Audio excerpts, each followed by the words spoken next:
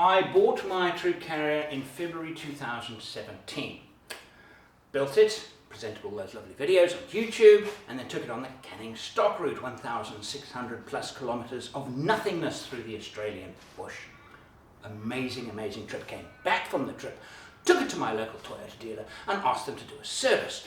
They reported at the service that there was a problem with the rear brake rotors and pads, that they were severely worn, and I then said, hang on a minute, it's only got 9,600 kilometres on the clock.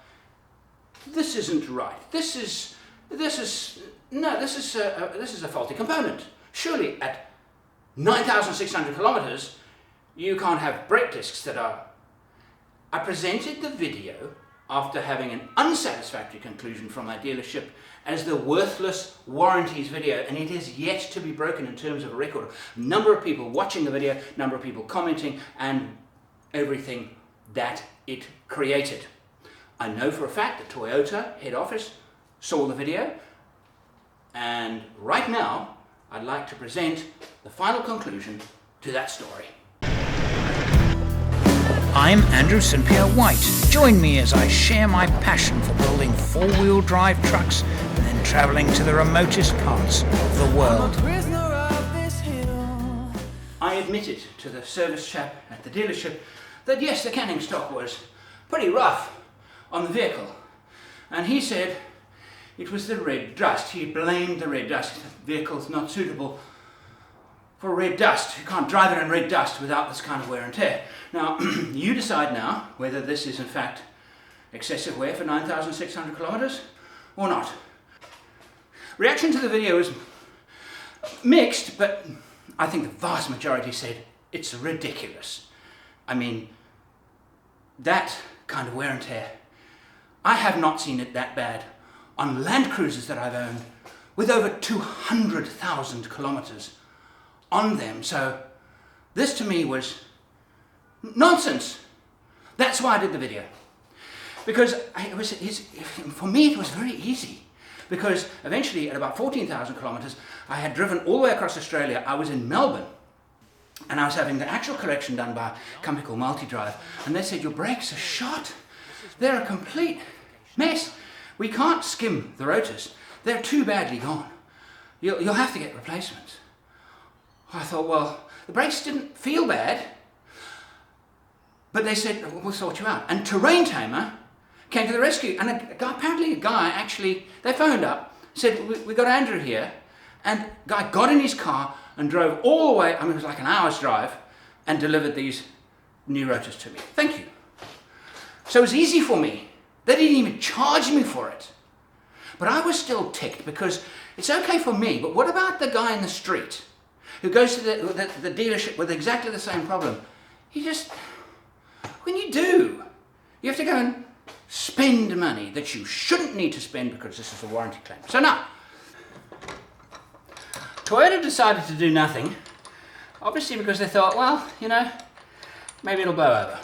Well, not so fast. All right, because, and I won't make any more, this will be my final video on this particular thing, but now I've got 45,000 kilometres on the Odo. From 14,000 to 45,000, that distance I have crossed Australia, across the Simpson Desert, I've done the Colin Track twice, I have now done the Gibb River Road and the Kimberley. So I'm now going to remove the wheel, have a look at the Terrain Tamer brake disc, and we'll see how it looks. And then we'll come to a conclusion, because if it's as bad, then we might come to a different conclusion. But if it's much better, then I'm probably going to arrive at exactly the same conclusion, and that is... This is a customer service issue. It's not actually a brake pad issue. Every manufacturer has issues with its parts now and again. They just do. It's just, there are hundreds and hundreds of components that are put into making a vehicle, and they come from hundreds of different sources. The manufacturers are the ones that check the quality that come in and manufacture and assemble a vehicle and then sell it. That's the main job of a vehicle manufacturer. They obviously design it too. But they don't make everything that's put into a vehicle. They only make part of it. The brakes are definitely something that is made by another company and shipped in. And somewhere along the line, some quality control slipped. Big deal. It happens. It just does. But what needn't happen is the attitude of the dealers that, oh well, I'm sure this will be an easy one if we just give it the standard pat answer, and it'll just go away and we can go and have a nice day. And I didn't want them to come and say, oh, we're sorry, Mr. White, here's a Fred said, I've already got some brake discs, thank you very much, which are probably better than yours, so why would I? But I wanted them to actually, and hopefully they did this, and maybe one of you guys can actually call me and say, yes, Andrew, we did this. To rethink the way you handle warranty claims, particularly with something that is normally a wear and tear item. Yes, brake rotors and brake discs are wear and tear items. I get that. But within reason, surely within reason. So,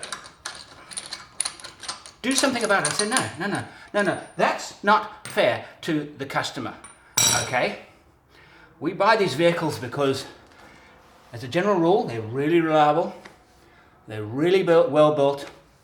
We love the 70 series platform because it is so simple, but we don't expect to be treated like fools. So, I've been treated like a fool. I will now go and see.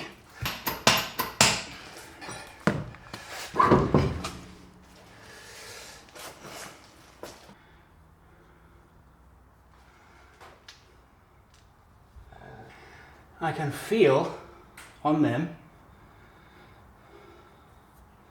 that they have a very, very slightly uneven, slightly uneven, very slightly, which would be caused by inconsistency in both the pad and the steel, but mostly the pad. So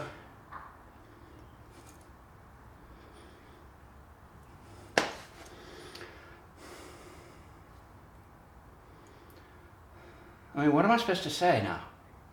So the other one was 10,000 kilometers, give or take. This one is 30,000 kilometers, give or take. So you need to make up your own mind now whether that I did have a genuine warranty claim, or whether, well, I actually don't have an alternative to that. Not anymore. If you are a Toyota dealer, train your people to understand how cars work. I get the impression, and it's not just Toyota, it's definitely not just Toyota. I get the impression that the people in the service department of these dealerships, they don't know how a car works. They know what it's called a brake rotor, and it's part of the brake system, and it wears out. Well, what does it do? It's part of the brake system, and it can wear out. Yeah, but actually, I mean, how long should it take in really tough conditions for this to be worn out? It's part of the brake system. It can wear. This is how they're robots. The system in workshops now, they are not workshops anymore. Workshops are where things are made. Nothing is made or repaired in a modern dealer workshop. Nothing. It is a component replacement center. I mean, they have a department where they tick off your book. If you remind them, they tick off your book, but they tick off the thing and they bill. In the workshop, they just replace. They don't actually understand.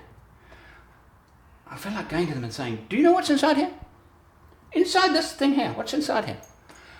They won't know what's inside here. They will not know. It's the brake rotor. Yes, but what's inside this bit? It's the rotor for the brakes. Yes, but what happens inside this bit? You see this bit, and you understand this bit? Yeah. Well, what's inside this bit? This bit. What does this bit do? What's it for? It's part of the brake system. Yes, I know that. We all know that. What's it? I bet you they won't know what's inside this bit. Anyway, thank you for watching my little rant, but I'm hoping that there might be just some. Open your eyes. And I'm not talking about owners. I'm talking about the dealership service system.